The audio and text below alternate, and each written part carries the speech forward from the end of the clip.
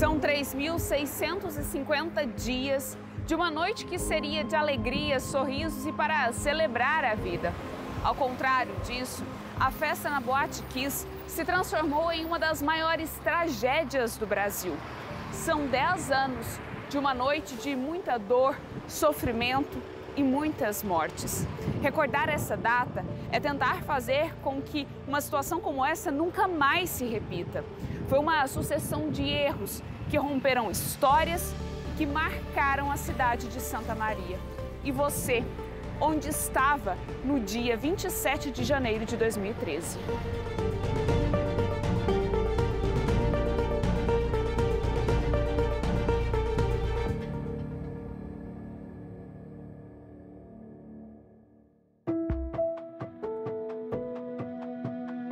Na época eu era o comandante do Batalhão de Operações Especiais, o 2º Batalhão de Operações Especiais, que tem a sede em Santa Maria. Particularmente, eu inclusive estava em férias, mas na cidade, e quando se deu o fato, na hora do fato, de imediato fui comunicado pelas equipes e me dirigi ao local e, ao natural, como é da praxe do policial, nós assumimos a parte de coordenação da atuação policial por parte da Brigada Militar naquele episódio. Estava de serviço, eu tinha iniciado às 19 e foi uma das piores noites de serviço da minha vida, a pior.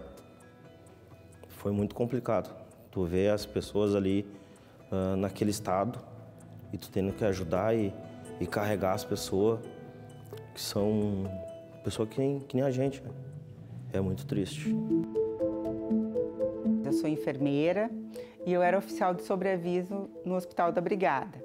Aí me chamaram primeiro para o hospital, que estavam chegando jovens de uma briga, a gente não sabia direito o que tinha acontecido. Eu cheguei no hospital e o sargento me pegou pela mão e disse assim, eu era capitã na época, e ele disse assim, capitão, eu não sei o que tem, eles estão dizendo que é um incêndio, mas eles não têm queimaduras. Aí a gente foi num lugar onde tinha 3 corpos, eu disse que estranho, eu descobri, realmente não tem. Daí eu voltei para onde estava a Michele e outros médicos já atendendo, que já tinham sido chamados no Hospital da Brigada. E a Michele disse para mim, Liliane, eu não sei o que está acontecendo, que eles chegam com a saturação bem, ou seja, com um nível de oxigênio alto, e eles param na frente da gente, rapidamente eles pioram.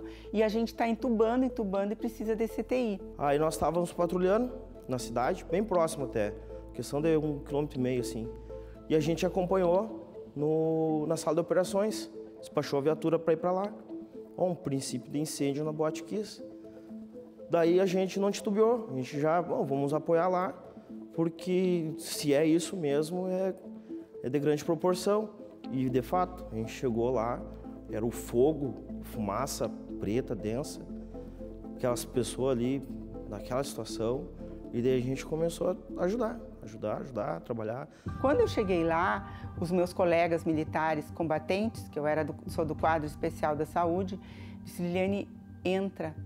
E fui eu que entrei na boate, foi a primeira mulher que entrou. Naquele momento a gente não tinha noção de fumaça, de risco, nada. A gente só estava tudo muito preto, era muito quente lá dentro, porque a fumaça com cianeto é uma fumaça que queima por dentro.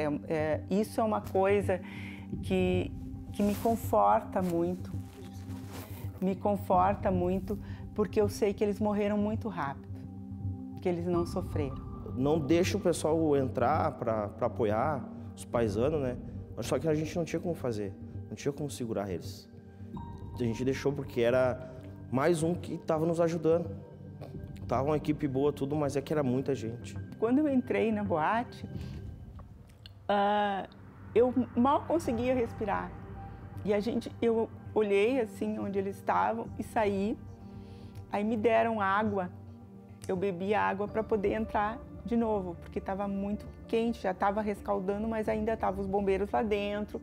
E daí, como que nós íamos fazer para retirar eles de dentro? Era muito densa, muito forte e te trancava a respiração. Aí tinha que trancar um pouco a respiração, ir até onde dava um pouco, tirava uma pessoa de dentro lá, apoiava o bombeiro que estava ali. Minha lanterna foi me entregar 5, 6 dias depois. Então, deu muita coisa perdida ali. Eu sou devota de Nossa Senhora e eu estava no dia com uma medalha de Nossa Senhora, da medalha milagrosa.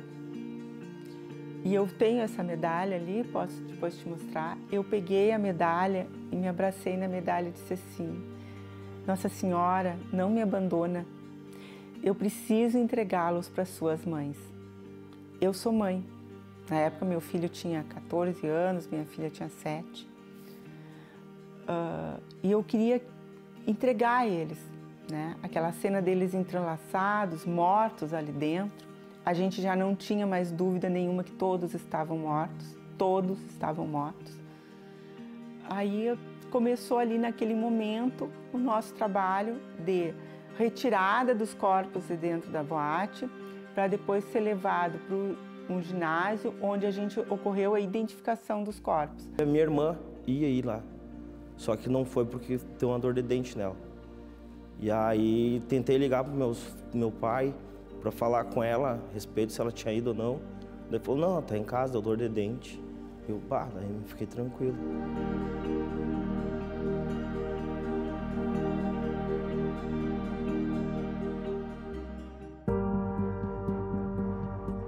Porque não tem treinamento para aquilo ali. O pessoal pode treinar, principalmente os bombeiros, né? Mas a hora que você depara com essa situação, não tem treinamento. É o teu ser humano ali que está trabalhando. Houve aí uma comoção social gigantesca, mundial, e como não poderia deixar de ser, Santa Maria, a cidade de Santa Maria, comovida, todos se abraçaram. Então, os exemplos que nós tínhamos na época eram impressionantes. Gente que se dirigia ao local, não o local do incêndio, mas o local onde nós conduzimos todas aquelas pessoas que vieram a óbito, jovens, que era um ginásio municipal. E o interessante é que nas primeiras 24 horas após o incêndio, nós não perdemos nenhum jovem aqui em Santa Maria, só os que morreram na hora lá do incêndio. Então, houve um esforço de solidariedade das equipes médicas, de saúde, de enfermagem, de técnicos da enfermagem, de fisioterapia e as outras equipes para manter esses jovens vivos. Nós não estávamos preparados para enfrentar psicologicamente um evento daquela natureza, em que pese todas as dificuldades que tivemos, sob a nossa coordenação, em menos de 50 horas, nós conseguimos entregar todas as pessoas que vieram a óbito naquela noite para todas as famílias. Todos, identificamos e fizemos uma força-tarefa muito grande na cidade. Tudo que eu aprendi, que meu pai me ensinou, meu pai era militar e às vezes ele me ensinava coisas que eu nem entendia direito porque que ele estava falando aquilo, naquele dia eu usei, né? A simplicidade na fala, o não falar com as pessoas. Quando você está num momento desse, muitas pessoas falavam com a imprensa, não dê informação.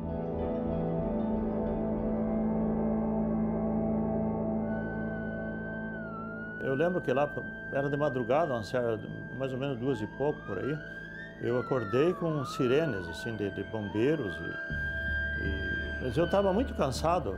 Eu ouvia as sirenes que passavam, eu virava para o outro lado e continuava dormindo. Quando foi às 5 da madrugada, aí eu me dei conta que passou a noite com sirene ali na minha região.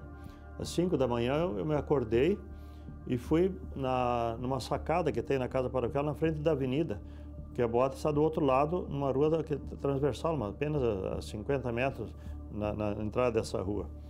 Era um mar de gente. Eu me recordo que os taxistas da cidade se dispunham, eles iam até lá, não cobravam a corrida, as pessoas aportavam lá com comida, porque realmente foi uma operação de guerra e que impactou não só aquilo ali, mas toda a cidade. Nós precisamos dizer que só depois de todas essas gerações, de todas as pessoas que aqui viveram nesse período histórico dessa cidade, depois que nós partirmos para outro plano, que o evento da Boate Kiss se tornará um evento histórico. Ele ainda está presente, passados 10 anos ele ainda está presente na cidade e toca todas as pessoas que aqui vivem. Saltei no rádio e aí estavam falando que tinha acontecido um incêndio na Boate Kiss e falavam que tinha morrido mais de 50 pessoas, né? Naquele momento se falava em 50 e poucas pessoas, porque estavam entrando para tirar os corpos. Então, a partir daí, a gente começou a acompanhar o pessoal e tudo, né? Porque eu tinha As missas também, mesmo naquele tumulto na frente da catedral, aquele mar de gente, tudo isolado, mas também tinha muita gente procurando por familiares, tinha muitos curiosos também, havia todo se tornou um campo de guerra. Santa Maria simplesmente virou um caos a partir daquele momento. Como é que nós poderíamos dar um nome, uma relação de mortos, uma vez que muitas daquelas pessoas que estavam ali num ginásio deitados, jovens, meninos deitados ali, sem lesão nenhuma, como se estivessem apenas dormindo, sem identificação, sem documento nenhum, e outras às vezes numa bolsa de uma menina, 3, 4 carteiras de identidade, 2 celulares, que é comum nessas festas, uma fica na sua bolsa. Então era uma dificuldade de nós conseguir identificar. Pela manhã do dia seguinte, por volta de 9 horas, os telefones começaram a tocar. Os telefones aqui estavam com essas pessoas, né? E obviamente nós não poderíamos atender e dizer o que para uma mãe, sabendo, sem saber se aquela pessoa era a filha dela. Houve uma série de problemas, faltou caixão na cidade, nos municípios vizinhos também faltou. Então foi uma coisa assim que nunca se viveu uma situação assim, era uma situação que a gente precisava ter muita serenidade, né, no meio desse caos, porque o desespero tomou conta de muita gente. Eu fui, por exemplo, no domingo, eu praticamente quase varei a noite, porque foi no sábado para domingo. No domingo, até ir nos velórios das pessoas, eu fui numa igreja, por exemplo, porque tudo que tinha de espaço, de sala, foi usado para velório. Todas as igrejas, de todas as denominações também prestaram seus espaços, seus salões.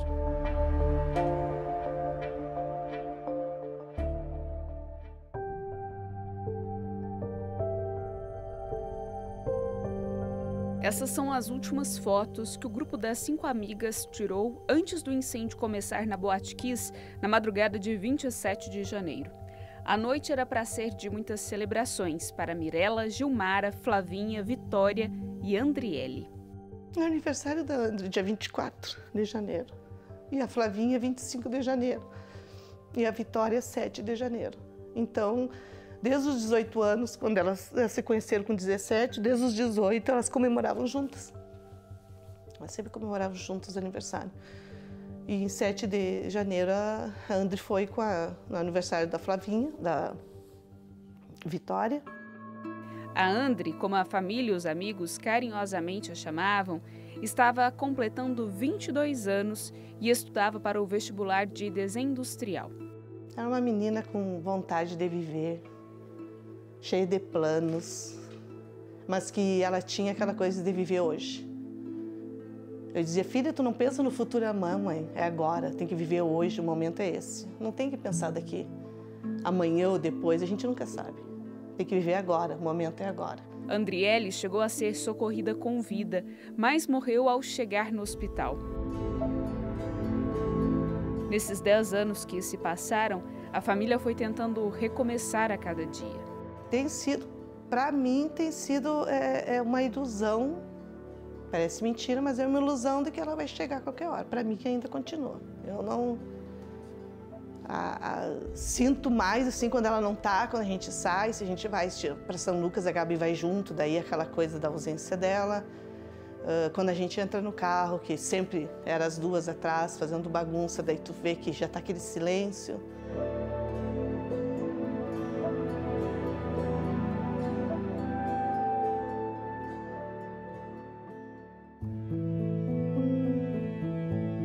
As tatuagens nos braços da Jéssica e do pai estampam um amor perdido naquela trágica madrugada, o Vinícius.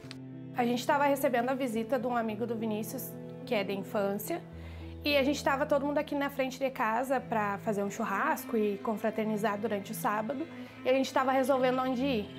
Aí até eles queriam ir em outro local e eu disse que não iria porque era muito apertado, muito sufocante o outro local. Daí a gente resolveu ir na Kiss, por conta que o menino tinha ingresso antecipado, trouxe para que a gente fosse, daí a gente tinha mais amigos, e daí a gente acabou resolvendo indo na Kiss. A gente saiu de casa, era 23h30. Não era a primeira vez que os irmãos iam até a casa noturna.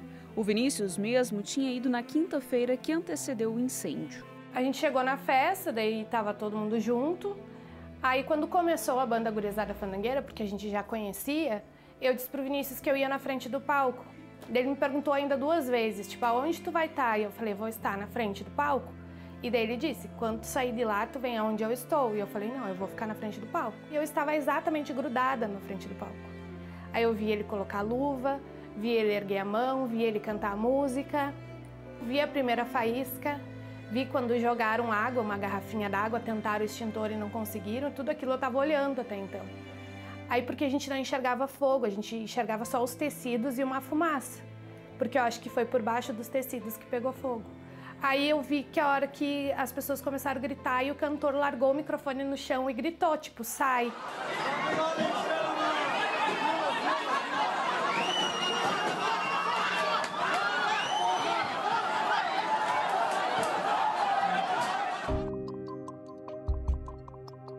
Quando foi 13 e pouco, a dona Lília atendeu o telefone e me chamou. Atende o telefone, a Jéssica está aqui, mas não dá bola porque a Jéssica faz muito tempestade em um copo d'água. Eu atendi o telefone e ela estava desesperada do outro lado. Pai, aqui se pegou fogo, eu não acho humano. Pai, aqui se pegou fogo, eu não acho humano. Aí um menino me pegou, me empurrou e disse que eu precisava sair, que era sério. Aí eu fui indo, eu caí no meio das duas portas, me rastejei, cheguei na rua. Quando eu olhei para trás, que eu me dei por conta de tudo que estava acontecendo. A gente hoje não sabe se ele voltou para buscar a irmã ou não. Você sabe que ele voltou lá fora, uma senhora disse que ele pegou uma garrafa d'água e tomou toda aquela água, agora eu vou voltar para ajudar. E tem depoimento de um menino que ficou na porta e que disse que ele ficou entre as duas portas da boate, ele até o fundo da boate e vinha, porque ele era muito forte, jogava rugby, né? Ele tinha 2 metros de altura, 130 quilos, ele botava 2 em cada braço e vinha até a porta e largava e voltava. Todo mundo pergunta se ele voltou para me buscar, né? Não sei. Eu não sei se ele me viu, eu não sei se ele não me viu, se realmente ele voltou. Porque as testemunhas contam que ele ia até o final da boate. Então eu não sei se ele não ia até o local, porque ele me perguntou 2 vezes aonde eu estaria, né?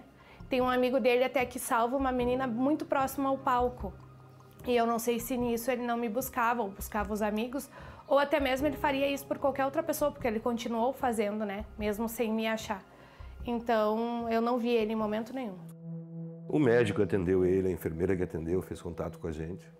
Disseram que tentaram de tudo, né? Mas era uma fumaça muito tóxica e não teve nem possibilidade de reanimar. Muita gente voltou para dentro daquela boate.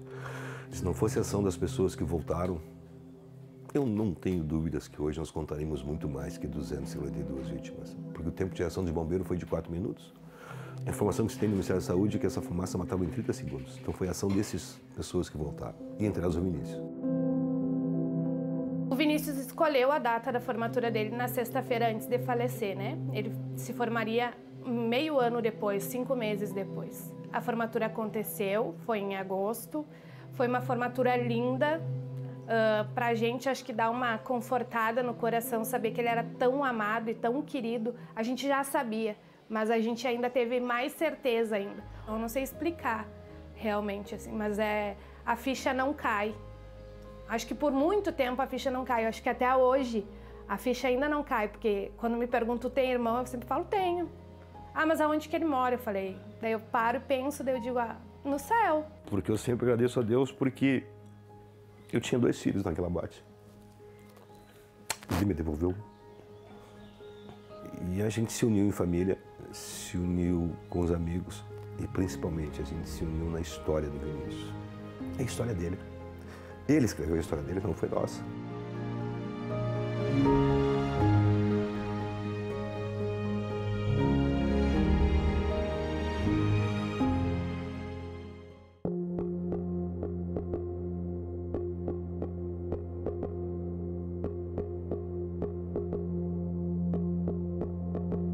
O incêndio na Boate Kiss, naquela madrugada de 27 de janeiro de 2013, matou 242 jovens. Desses, 118 estudavam aqui, na Universidade Federal de Santa Maria. Era uma festa de 4 cursos do Departamento de Ciências Rurais para que os jovens pudessem arrecadar fundos para a festa de formatura. Para aqueles jovens que sobreviveram e para aqueles que conviviam com os que morreram, foi um processo longo e doloroso de aceitação e recomeço. Às 3 da manhã liga um professor para mim, que eu achei estranho, um professor da veterinária, né? Diz, ó, professor Tomé, até no HGU já tem gente, está lotado de gente nos hospitais, a festa dos alunos aí deu problema, né? E aí esse professor me pediu, olha, vai para a universidade, pega uma listagem geral de todos os alunos da universidade que tu conseguir, porque a polícia está precisando para identificar os corpos aqui. Bah, eu gelei, né? Eu recebi uma ligação da nossa diretora-geral à época, a doutora Elaine Rezener, me pedindo que viesse para o hospital, que acontecia um incêndio em Santa Maria e que provavelmente teriam vítimas e precisava ter alguém da direção. Eu era diretora de enfermagem, ter alguém da direção para organizar, para auxiliar, para, enfim, trabalhar com a equipe essa recepção das vítimas. Naquele momento ainda a nossa universidade não tinha tantos estudantes de fora como tem hoje, né? Mas igual pelo Rio Grande do Sul inteiro, né? Grande maioria do próprio Rio Grande do Sul, mas de vários municípios do interior, né?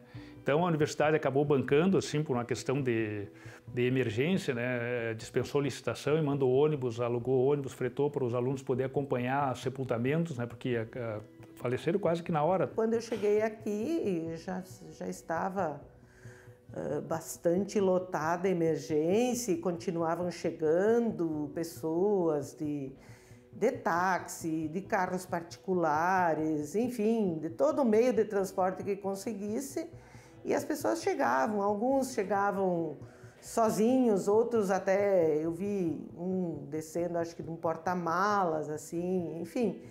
E então, o nosso papel era organizar a entrada rápida dessas vítimas, e uma das coisas que chamava atenção é que elas não tinham queimaduras externas pelo corpo. A roupa, até alguns tinham a roupa suja de fuligem, mas não se visualizava assim lesões muito graves na pele. Tinha turmas que faleceram quase inteiros, os alunos, que é aquela turma que organizava, né? E, por exemplo, uma turma prática de 23 alunos, somente 3 sobreviveram, que estavam aí, porque não foram na festa. Em Santa Maria, 3 hospitais concentraram as internações dos feridos. Um deles era o Hospital Universitário, que tinha 291 leitos. Mas a gravidade dos casos exigia também transferências para outros municípios. O que chamou mais atenção dos especialistas da pneumologia e dos próprios farmacêuticos que faziam os exames, o que chamou muita atenção é de que os que tiveram o primeiro atendimento pela manhã, no final da tarde começaram a retornar mais graves. Isso acendeu um alerta grande nos médicos e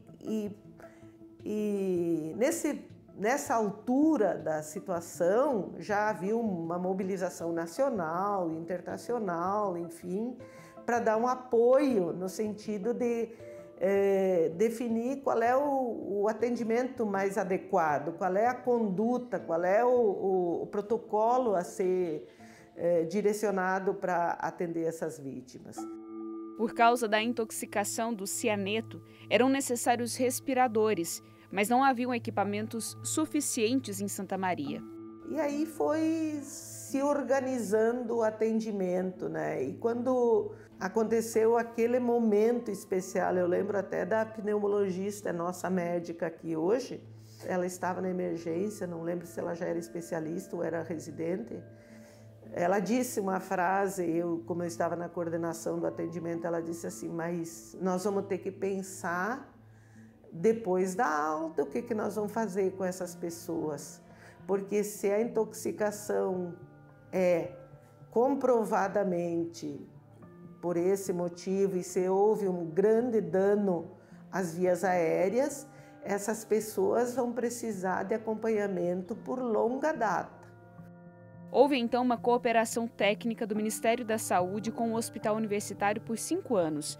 Daquele momento em diante, nascia o Centro Integrado de Atendimento às Vítimas de Acidentes do Hospital Universitário de Santa Maria e que se tornou uma referência no atendimento de queimados em todo o Rio Grande do Sul.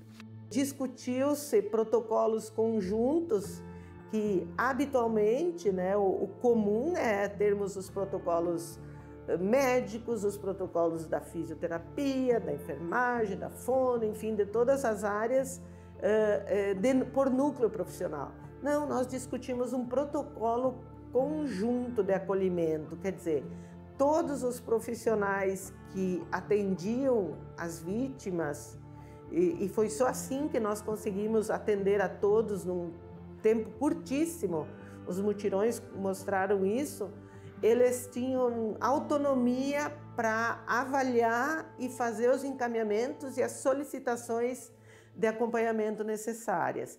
E os encaminhamentos e acompanhamentos também previam os atendimentos psicológicos. Foi nessa época que surgiu o Acolhe. O Acolhe foi um serviço de saúde mental criado em decorrência do incêndio na Boate Kiss, em 2013. Era um serviço que não existia na rede de saúde mental de Santa Maria, mas em função das circunstâncias graves e imprevisíveis que aconteceram, né, da gravidade do incêndio, foi necessário que o município então criasse um serviço específico para atender essa demanda bastante crescente de pessoas que estavam em sofrimento agudo em decorrência de perdas do trauma decorrente do incêndio. E aí, durante toda aquela semana, já se organizou um serviço de atendimento a esses familiares, muito improvisado, no andar de um dos CAPs, né, no Centro de Atenção Psicossocial da cidade, e começamos a organizar a demanda que nós tínhamos, com todo o pessoal que estava vindo de fora, do estado, do Brasil todo, né, para nos ajudarmos a selecionar e acolher, a palavra que a gente mais usou foi acolher, né, acolher essas famílias, essas pessoas que direto ou indiretamente se sentiam envolvidas com esse evento. Além dos efeitos traumáticos, né, enfim, de sofrimento agudo, de fenômenos de insônia, de medo, de pânico, de desorientação, do ponto de vista subjetivo, isso também afetou a cidade. Então, a cidade se viu num limite de dar conta, tanto do ponto de vista do acontecimento, assim, nos diferentes âmbitos, da saúde, da segurança, das estratégias coletivas de amparo. Muitos ainda não entendiam como tinham sobrevivido ou como tinham saído. Alguns nós tivemos que acompanhar na alta, né? Chegava em Santa Maria, a gente recebia eles na alta, porque muitos, essa parte da saúde mental, ela entrou depois. A parte clínica, a parte física, precisava ser mais atuante naquele momento, né? Então, a gente foi tentando fazer com que eles entendessem a situação que eles estavam vivenciando e tirar um pouco da culpa, né? É um sentimento dúbio. Estou feliz por estar vivo, mas me culpo por estar vivo que outros tantos faleceram, né? Por que eu não, porque outros, né? Então, isso foi muito comum da gente até hoje. Existem esses sentimentos, né? Em termos de sentimento, eu acho que se convive com um duplo sentimento, o sentimento de alívio, mas ao mesmo tempo o sentimento de culpa, né? Porque você passa por uma experiência que você não consegue compreender nem a longo prazo, muito menos imediatamente após você confrontar. Então você fica numa condição de perplexidade, de pânico, não consegue compreender ou acomodar simbolicamente ou psicologicamente o que aconteceu.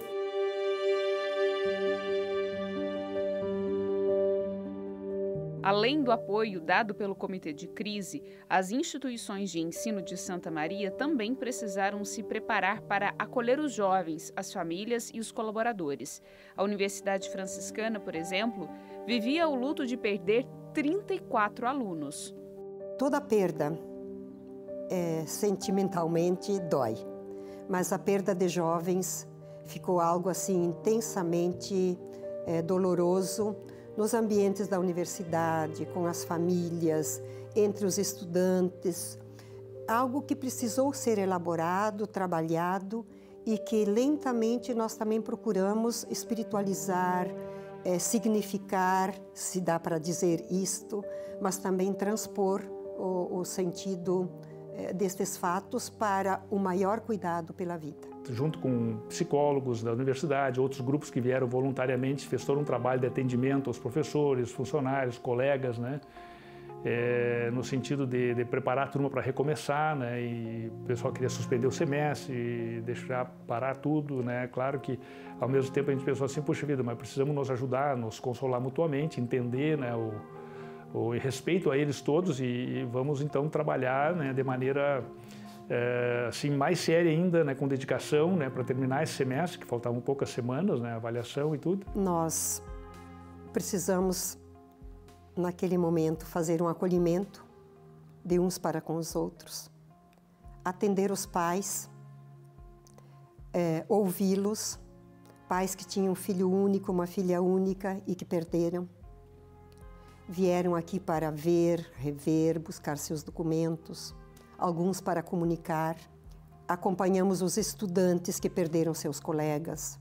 Colocamos um serviço de atendimento de psicologia, enfim, de espiritualidade. Foram vários anos de acompanhamento. Primeira coisa, não só o suporte profissional, mas o suporte familiar, o suporte de amigos, né?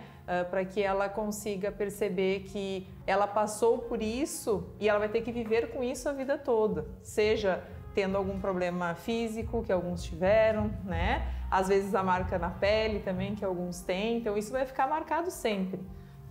Mas o importante é que eles consigam perceber que a vida está aí, que mesmo com as limitações que eles têm, eles vão ter sim, né, uma vida cheia de oportunidades e que eu acho que tu consegue transformar um pouco isso. Pega essa tua dor, esse teu luto e vamos tentar transformar em algo que seja bom, em algo que seja que tu consiga ver um futuro, né, que tu consiga passar para outras pessoas a tua experiência, que muita gente já viveu isso. Para os funcionários técnico-administrativos, para os professores, todos nós vivemos um luto conjunto. Nós celebramos, nós rezamos, palestramos, nos ouvimos, enfim, a cidade toda viveu aquele momento de intenso sofrimento. Parecia que algo de muita dor pairava sobre todos nós. Junto com os eventos de atendimento psicológico, o atendimento espiritual foi essencial, e é essencial, e continua a ser. Mesmo associando isto com o momento agora da pandemia, o que é que nos fez sobreviver de alguma forma, mas não sobreviver apenas manter a vida física, mas a vida emocional, a vida na sua plenitude, na sua integralidade? A fé. Eu realmente, a partir dali, para vocês terem uma ideia, é rara a noite que eu consigo dormir além das 3 horas da manhã. Então, que é o horário que foi acordado, 15 para as 3 mais ou menos. Então, normalmente eu acordo, tá, e faço minhas orações, rezo o terço, né, 1 ou 2 terços ali até acordar, até dormir de novo, eventualmente. Raramente eu consigo, mas às vezes consigo. E a partir disso, então, realmente ficou marcado. Fiquei com um sensor assim automático. Vivemos por uma causa, e essa causa é maior, é o absoluto, é Deus, é a transcendência. Então, este valor, para mim, mantém o significado da vida. A fé, ela é indispensável. Se a gente não acreditar em algo maior, né, em que a gente, independente da religião, né, independente do que a gente possa acreditar, qual é o Deus de cada um, ela é indispensável nesse momento. Então, muita gente se aproximou muito mais da sua religião ou de outras religiões que não conhecia, para que nesse momento pudesse, que a gente procura muito entender tudo isso. E a fé, ela tem esse propósito, né? De que a gente possa entender algumas coisas, mesmo elas não tendo muita explicação. Então, sim, a fé, para mim, é um dos pontos principais em que eles conseguiram, é uma base que eles conseguem se agarrar para eles se manterem em pé, para eles se manterem sustentáveis, assim.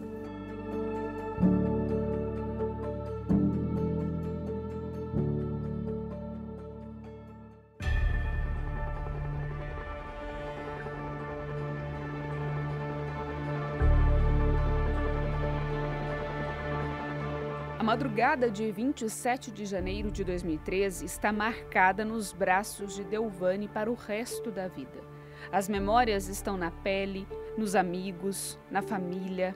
Veio de um amigo que morava aqui em Santa Maria e fazia faculdade na UFSM.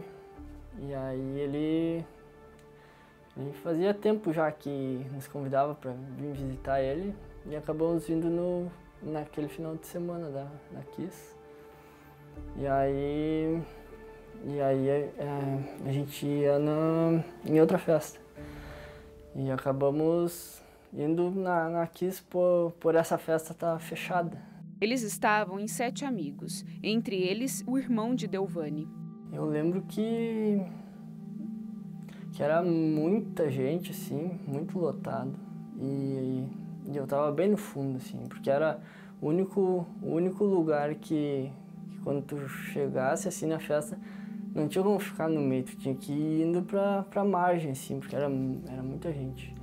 E aí a gente tava lá no fundo, bem no pior lugar possível, pra sair, sabe? E eu lembro que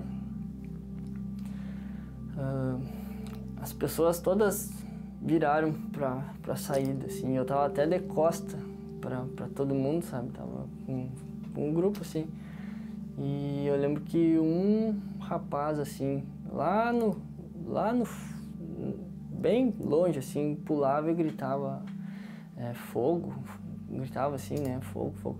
Mas não dava pra entender direito, assim. A Boate Kiss tinha apenas uma saída. Um dos motivos que impossibilitou os jovens de se retirarem rapidamente. Além da falta de saída de emergência, naquela noite a Kiss estava superlotada. A capacidade máxima era de 690 pessoas, mas o público dentro da casa noturna era de 1.100. Eu tracei uma linha imaginária pelo que eu lembrava por onde eu tinha entrado, só que não tinha como executar, né, o que eu queria, mas fui em passo de formiga. Até pensei em ir pela saída mesmo, porque era um outro caminho. Cogitei assim, mas se eu tivesse ido por lá, eu não estaria aqui. O irmão de Delvani também conseguiu sair. Do grupo de 7 amigos, 3 não conseguiram sobreviver. Meu irmão não vi ele. Não vi ele. E ele já tinha conseguido sair, né? Ele foi um dos primeiros, assim, a sair, porque ele não estava com a gente lá no fundo, ele estava dando uma volta, sabe? E aí ele estava mais perto Ele viu o princípio do fogo, assim, e já saiu. Delvani teve 40% do corpo queimado. O técnico em prótese dentária ficou 2 meses hospitalizado, sendo 1 em coma. Ele teve o pulmão comprometido e precisou de 3 anos de fisioterapia. Desaprendi a caminhar, tudo. Perdi 20 quilos e não conseguia nem engolir saliva, assim, nada. Só quando eu me acordei lá na UTI, na área dos queimados, eu só conseguia movimentar os olhos e pensar.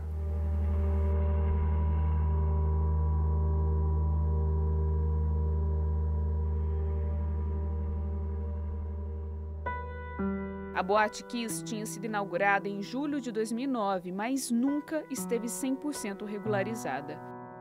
Com inúmeras pendências, inclusive no alvará de prevenção e proteção contra incêndio, ela continuou a funcionar. Nas semanas anteriores, 3 funcionários da Kiss instalaram espumas compradas em uma loja de colchão na tentativa de conter o som e que tinha sido exigido pelo Ministério Público para o termo de ajustamento de conduta. O uso desse material com finalidade de isolamento acústico é expressamente proibido por lei municipal. Além disso, todas as aberturas de janelas tinham sido lacradas. A esponja, essa esponja, quando queima, ela produz cianeto. E o cianeto é um gás altamente tóxico. Altamente tóxico. Rapidamente inalado, tanto que ele era usado nos campos de concentração, as pessoas vão a óbito muito rapidamente. Então, é o que eu te disse, o que me conforta é que, de certa forma, eles não sofreram, porque eles eram muito jovens. No processo da Kiss, 4 pessoas, os 2 sócios da boate e os 2 integrantes da banda que tocava no dia, tinham sido julgadas e condenadas. Entretanto, em agosto do ano passado, o Tribunal de Justiça do Rio Grande do Sul anulou o julgamento que condenou os réus. O tempo de 10 anos tem sido implacável com a dor de quem carrega o rótulo de sobrevivente e com as famílias de quem se foi. Mas não há outra opção a não ser seguir. Santa Maria nunca mais será a mesma. De alguma forma, todos foram atingidos. Acho que os olhos que viram o que aconteceu com a tragédia não tem como esquecer e não tem como contar isso. Isso marcou e deixou bastante dolorida a questão da autoestima de muitas pessoas e até da cidade.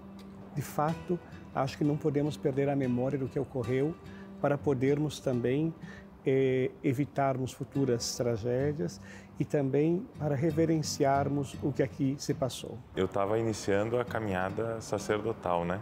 E também, por exemplo, perder conhecidos, né? Um ex-colega de seminário menor também que faleceu nessa ocasião. Ele me acompanhou sempre um ano na minha frente, ele estava. E aí, quando foi para entrar no seminário maior, ele resolveu deixar a caminhada sacerdotal. E nessa ocasião ele também faleceu, né? Então, para mim, foi um grande impacto, né? Então, logo a gente ficou sabendo, familiares pediram também para conversar. Eu estive também lá no local onde foram colocados os corpos e tudo, né? Mas não consegui entrar. Eu fiquei do lado de fora apenas conversando com algumas famílias e tal, porque eu fui um pouco cedo, né?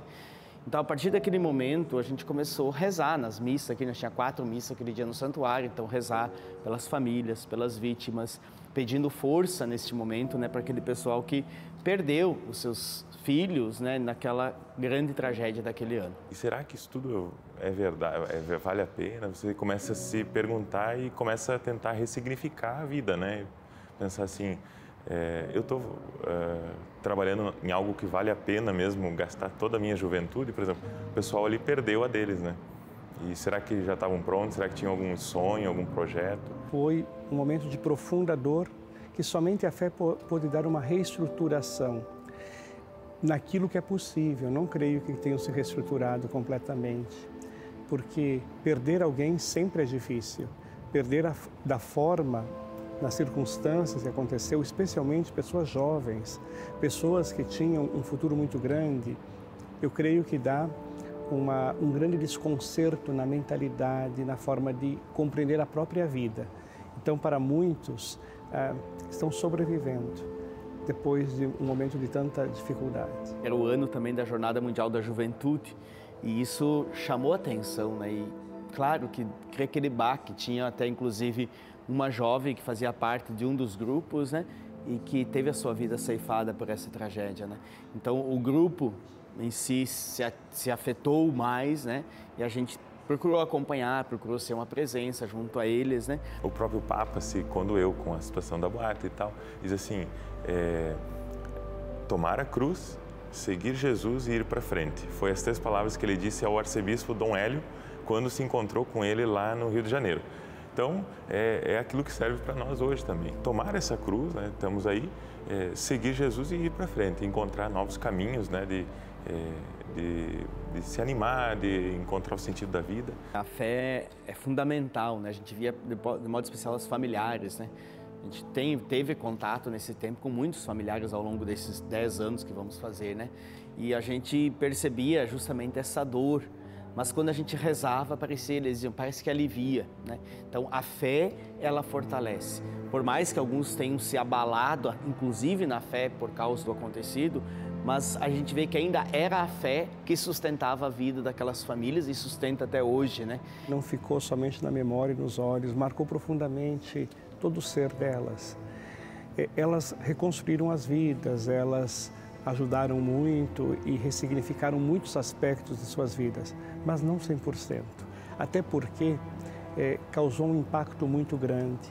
E conversando com algumas pessoas, elas dizem, talvez só daqui a alguns anos se poderá dizer, no passado aqui ocorreu um fato muito triste, então poderão contar para as novas gerações, mas nesse momento, os que são testemunhas oculares do que ocorreu, há sem dúvida um grande desafio para superar a tristeza.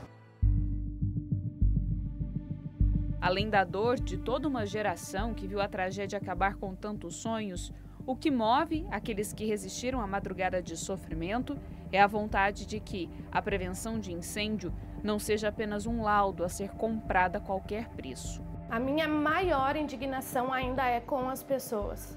Eu faço um trabalho muito de prevenção, eu estou sempre avisando, eu venho para as redes sociais, eu falo sobre a prevenção, eu falo que tem boate irregular, eu falo para não ir nos lugares lotados e eu fico muito indignada ainda com que as pessoas não aprenderam.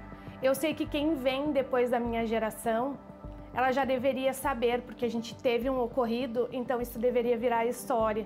E isso só vira lamentação. A prevenção de incêndio, ela tem que existir de fato. O incêndio ocorre com vítimas quando a prevenção não funciona. Ainda mais, e uma coisa que a gente tem que entender que no dia morreram 234 pessoas e depois a gente chegou a 242 pessoas. É um incêndio que ocorreu num lugar claustrofóbico, fechado. Houve muitas falhas. Um fato desses não ocorre porque uma pessoa errou. Um fato desses ocorre porque muitas pessoas negligenciaram. E essa luta é diária, né? Porque no começo eu me lembro que eu ia em qualquer lugar que eu fosse, eu via um exaustor e eu dizia, poxa, por causa de um exaustor, morreu 242 jovens. Por causa de um exaustor, a minha filha podia ter voltado para casa. Poderia ter sido diferente. Por causa as portas se abrissem para fora, se os seguranças não tivessem segurado os jovens ali. Eu acho que a justiça, a única resposta que ela pode me dar é prevenindo e achando uma maneira de que esses locais se adequem para que nunca mais aconteça. Infelizmente, o nosso país é um país que não trabalha com prevenção. E eu posso te garantir que, passado quase 10 anos, eu me dou conta de que uma coisa é verdade. A gente não aprendeu nada com a Kiss. 90% não aprendeu nada com a Kiss. Mas eu acho que todo mundo tem um propósito na vida, né? E a gente está em busca todos os dias do nosso propósito. E o meu propósito é que eu possa mudar pelo menos uma pessoa da minha convivência e que aquele passe adiante e vai passando. Eu não quero mudar o mundo todo, mas se eu puder mudar o mundo de uma pessoa, para mim já faz total diferença. A gente faz muito trabalho solidário, acho que isso conforta o coração quando tu consegue ajudar pessoas. E esse negócio da prevenção, eu acho que é meu propósito de vida, assim. Nem que eu venha prevenindo aos poucos e quem eu convivo. Que eu consiga mudar o lugar que eu trabalho, que eu consiga mudar as pessoas que eu convivo, a minha família, os meus amigos, para que eles tenham essa prevenção e passem para os filhos, para que não aconteça novamente. Das 134 chamadas em um dos celulares, aos 242 meninos e meninas sem vida em um ginásio. 10 anos se passaram e o incêndio da Boate Kiss ainda é uma lembrança constante em quem viveu a noite do terror. É muito doloroso. Teve um momento também que para mim foi muito difícil. Foi uma mãe que ela identificou uma menina e daí eu levantei e disse, vamos, junto, vamos, mãe. Ela disse, não, tem a outra. Eu sabia que tinham duas pares de irmãos, né? Mas eu não tinha pegado nenhum para identificação ainda. Quando ela me pegou pelo braço e disse, tem a outra. Gente do céu, eu acho que de tudo foi muito ruim, muito difícil. Nunca desacreditei de Deus, nunca culpei, nunca... Eu só perguntava por quê. Por que que tinha sido assim? Por que que tinha sido dessa forma? Por que que tinha sido com a gente? Mas a fé eu nunca perdi. Às vezes, quando a gente está fazendo vigília, eu me lembro que teve um senhor que chegou, mas a Santa Maria, assim, a cidade da Mãe Medianeira, como é que ela deixou isso acontecer? Eu disse, mas não foi Mãe Medianeira que deixou. Não foi Deus. Cadê o Deus? Teu Deus que tu acredita? Onde é que ele estava no momento que esses jovens estavam morrendo? Eu digo que estava ao lado de cada um deles. Deus nunca abandonou. Porque quem fez isso não foi Deus.